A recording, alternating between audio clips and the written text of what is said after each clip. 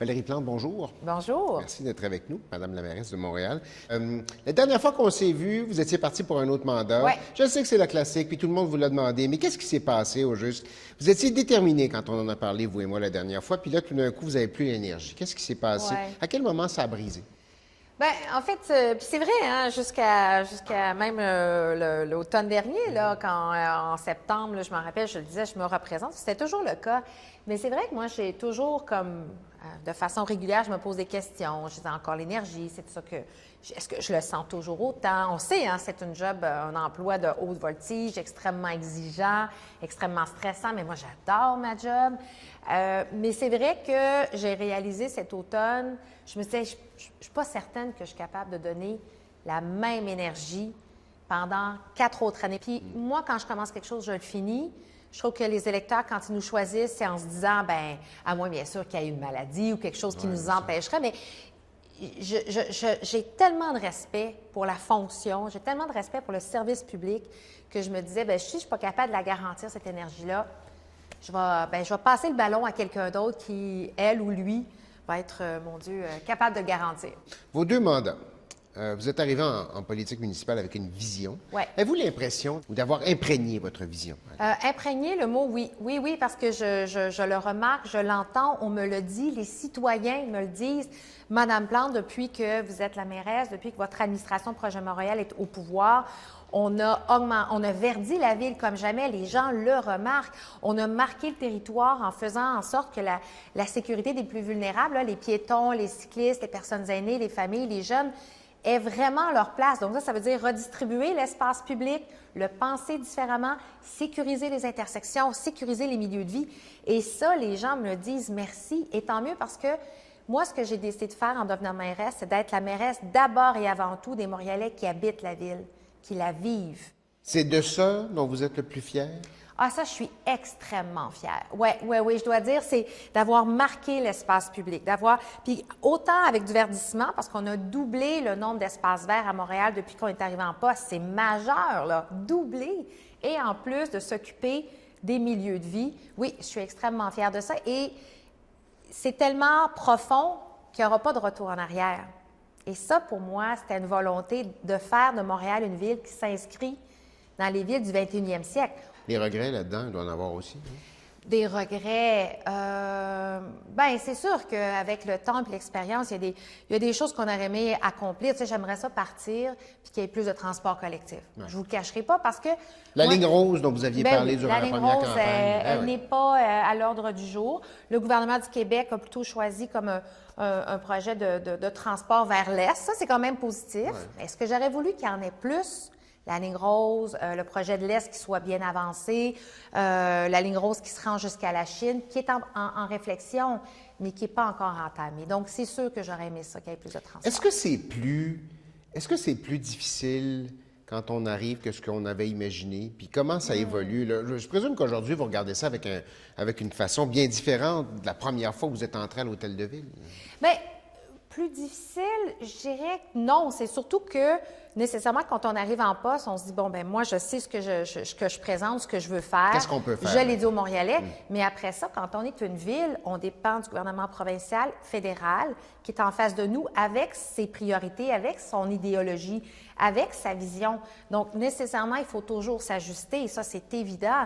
Et je pense que dans mon cas, après 8 ans, j'ai traversé la COVID. Ça, c'est une chose qu'on n'avait pas anticipée, hein, évidemment. On a dû passer à travers cette crise-là. On l'a bien fait. Mais ce que j'ai appris nécessairement, c'est à quel point certains projets qu'on voulait mettre de l'avant ou la vision qu'on avait a dû être ajustés, souvent ralentis. J'ai beaucoup travaillé ma patience et si mes enfants seraient là, ils vous diraient que c'est pas ma qualité première. Mais je pense que je l'ai beaucoup améliorée au cours de mes 8 dernières années comme mairesse.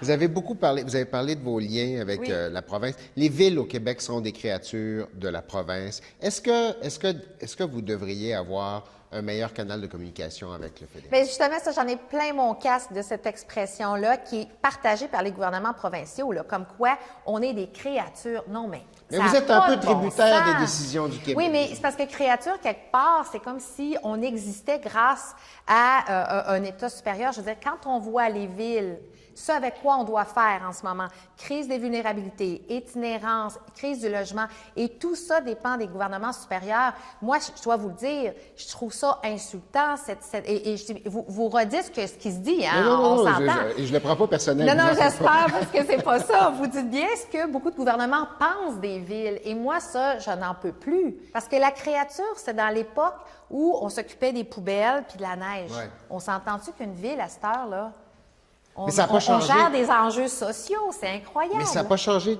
énormément, cette relation-là, au fil des enjeux qui, En qui, effet, eux, ont en changé. effet. Est-ce que c'est ce qui explique en partie ces nouveaux défis, la difficulté de gérer ça? Ce qui explique Absolument. en partie il y a votre départ, mais il y a eu d'autres départs de politiciens, de politiciennes au niveau municipal au cours des derniers mois qui ont juste dit, moi, j'en peux plus. Sans tomber dans l'histoire personnelle de chacun, moi, je peux vous dire une chose. Dans la mesure où le nombre de responsabilités augmente dans les villes d'ordre sociétal, des enjeux sociaux, et qu'on est pris avec un cadre de fiscalité archaïque, il nous manque de levier, il nous manque de financement, puis on n'a pas d'outils fiscaux pour nous aider à générer d'autres sources de revenus. Comment on fait pour résister au cynisme, aux attaques de caractère? Il y a des politiciens, M. Poilievre vous a traité d'incompétente, il a traité M. Marchand d'incompétent à Québec. Comment on fait jour après jour pour dire « passe par-dessus ça ». Bien là, on ventile. Il faut ventiler avec une équipe fabuleuse qui nous entoure, avec les gens qui nous aiment, notre famille. Moi, j'ai toujours été une mairesse qui privilégiait de vraiment s'occuper de soi. Moi, il y a des choses sur lesquelles je ne négocie pas comme mairesse depuis le début, c'est-à-dire mon horaire de natation 3 fois par semaine, le matin. J'ai besoin de ça, de prendre des vacances, de décrocher, de ne pas ouvrir mon téléphone. Tu sais, il faut se trouver des outils, mais c'est difficile et chaque personne va trouver comme des façons de le voir différemment. Il y a potentiellement un nouveau premier ministre qui s'en vient à Ottawa qui vous a traité d'incompétente, on en parlait tout à l'heure. Quel genre de dynamique ça risque d'imposer à votre successeur? Est-ce que ça vous inquiète, ce genre de polarisation-là? Ah oui, absolument, parce qu'en fait, si j'ai envie de vous dire que le cynisme dont vous avez parlé tantôt, le fait qu'il y a des élus qui jettent la serviette pour plein de raisons, c'est préoccupant. Surtout quand on voit que c'est des gens qui se sentent, qui sont juste épuisés émotivement, physiquement. Et pour moi, ça touche à la question de la démocratie. Dans une démocratie, l'importance de s'exprimer, là, on a la chance ici au Canada de pouvoir s'exprimer. Mais pour moi, une démocratie en santé, ça ne veut pas dire d'accepter de se faire insulter. Et je trouve ça difficile et ça m'inquiète quand je vois qu'il y a des politiciens ou des personnalités publiques, mais surtout des politiciens parce qu'on est choisi par la population, qui jouent ce jeu-là de rajouter, de polariser, de mettre de l'huile sur le feu, d'arriver avec des formules souvent un peu creuses ou d'arriver avec des insultes. Puis je ne vous cacherai pas que M. Poilievre m'insulte. Moi, honnêtement, ça ne m'impressionne pas parce que c'est facile d'insulter ou de dire ce genre de choses-là, mais qu'en est-il des vrais... qu'est-ce que cet homme a à proposer de réel?